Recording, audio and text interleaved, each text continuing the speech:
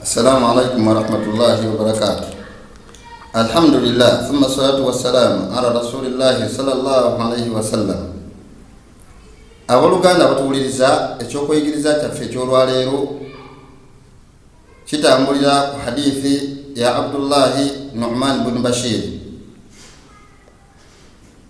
يقول سمعت رسول الله صلى الله عليه وسلم يقول إن الحلال بين والحرام بين وبينهما أمور مشتبهات.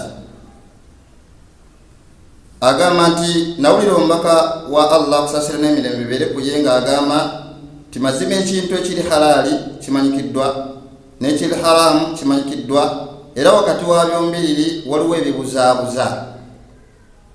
Abooluganda, hadithi mpanvu eri mu Bukhari ne Musilimu ne shahidi oba kikulu kye twagalamu nga poyinti nti wenna woolimanya nti ebintu Allah w'ekitiibwa byayagala bitegereka bulungi guweebuzaabuza, n'ebintu Allah w'ekitiibwa byatayagala bitegereka bulungi, era nga mwana wattu senga oba obikoze manya nti ogenda sinkana Allah ng'akusiimye, era senga okola ebyo byagaana n'otafaayo ogenda sinkana Allah ng'akunyigidde.